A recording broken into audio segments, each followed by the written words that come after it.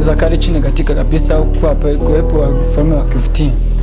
Sasa turatangiye ya content yacu twababwiye bwa mbere twarayikoze akani nka part 2. Okay, amazina ni Hakizimana Fabrice as Fab Pro and director we movie Ham Studio. Tufite content tugiye gukomeza kuzana cyane episode ya kaniri soon. Ni vuba kabisa, mukore follow, like, share and subscribe. Nimucike intege, mudufashe kabisa natwe dutere imbere nabikaze. Okay, no munsi twazanye umutumirwa wa Danje. Tuzatuzana umutumirwa wa Kinyemwe Ham Studio ira SNinge. Muramuzi cyane murate mumenya tu. Sinjye nyine urahanga nyine hari abandi. Tukomeze tujye gutangira ikiganiro cyacu. Reka n'uyu mu director twibwire kabisa.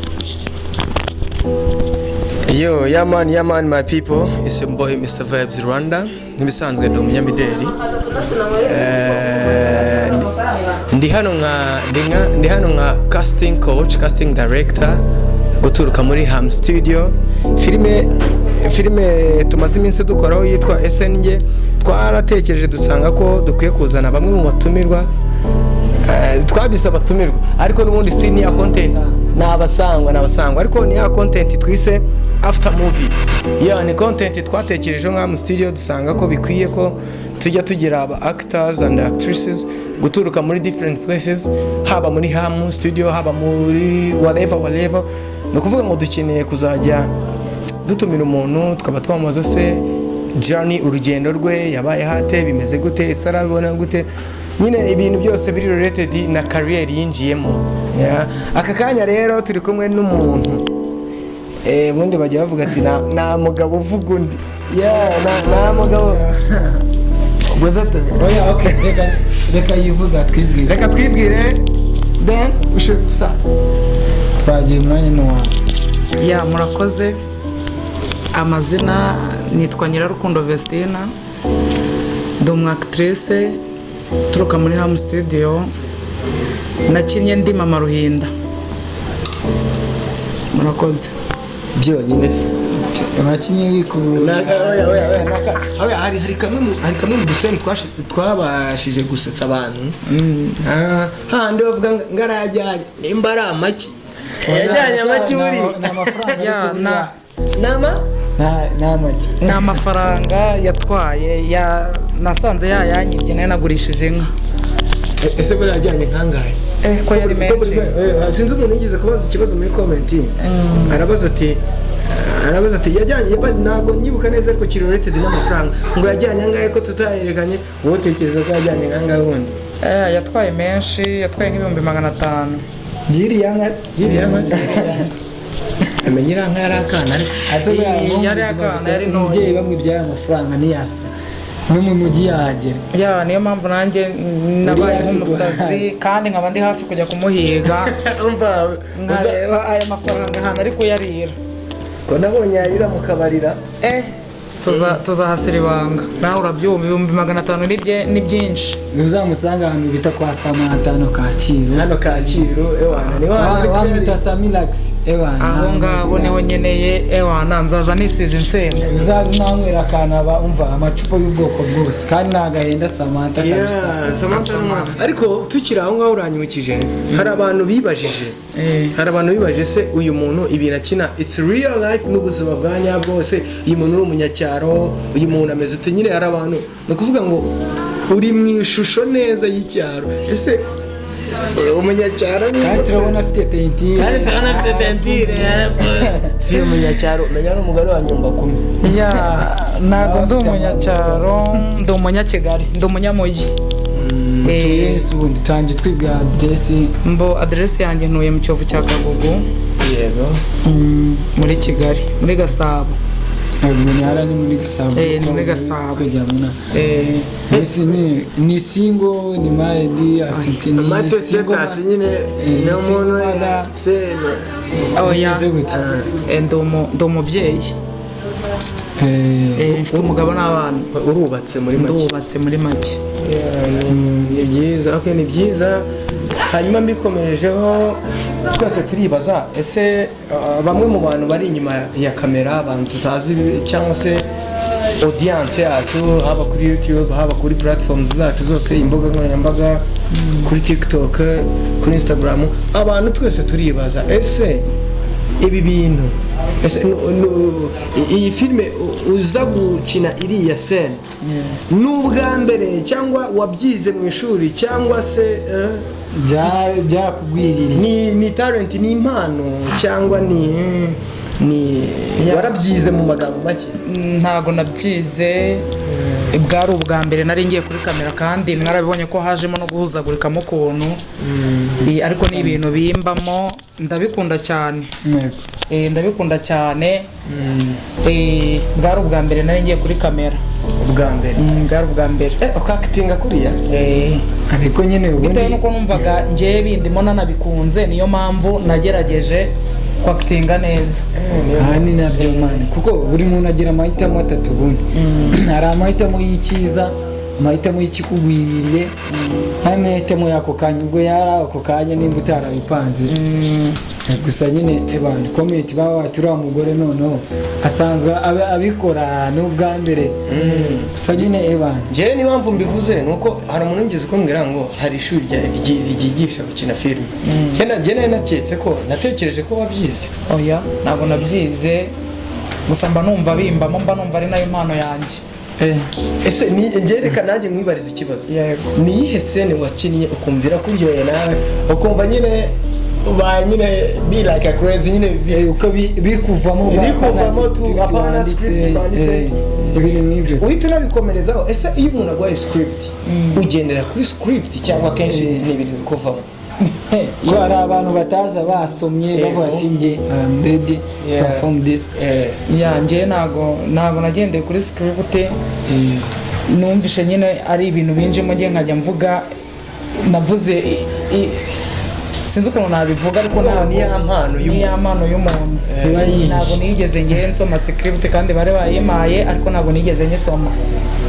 Hanyuma se bijyana na cya kibazo nakoze, se ni iyihe scene wakinnye ukumvira kuryoheye nawe ukayikina nyine wumva bikurimo ari ibintu imvamutima? Ni ibintu bita imvamutima umuntu. Nge scene zose nakinnye numvishe, nabonye ari nziza bitewe n'ukuntu natinze, nanjye numvishije ko nabonye ari byiza cyane. Ariko iyi scene yanejeje cyane, numva inkoza ahantu, iriya ya kabiri nsanga Ruhinda amaze kuyajyana amafaranga amaze kuyajyana. Iriya yarandyoheye cyane ku byo nanjye iyo nicaye nkayireba ndavuga ni kabisa. Hari umubyeyi nzi ibaze ko umubyeyi yahamagaye Fabu, ndabyibuka icyo gihe twari turi kumwe. Aramuhamagara ati uriya mama, by the way turaza no kugira nagaye uze gutanga se abantu bagushaka, ko buriya hari audience igukunda ntawamenya. N'abareba buriya bari kukureba, bari hari inyuma ya kamera. Kabisa buriya turaza no kugira igihe umuntu aba yagushaka yakubona gute, ese umuntu ashaka gukoresha mu zindi project, nubwo nyine uri muri management yitwa HAM, but ntabwo byakura uko nawe ushobora kugira uko umuntu ashaka yakubona gute, mu buhe buryo, byaca muri iyo nzira gute nyine kukubona? Yego kumbona nyine ni nko guca kuri telefone, kaba ufite imbuga nkoranyambaga, wasanga bafite Instagram, ntabwo yayibura. Umuntu agushaka yakubona? Nshaka kuri MCD wambona, yego website zose ni nabwo wahita unambona cyane byihuse. Ariko byumva byoroshye we kubona nabyo. Nyine ari comment yize kubona umugabo ngo ni umusaza yagiye ngo hariya sinzi ibitaro yagiye runaka, aravuga ati ngo baramupima bamwe ati uzaza n'umusarani, tukwa kundi bagupima ngo uzaza n'umusarani.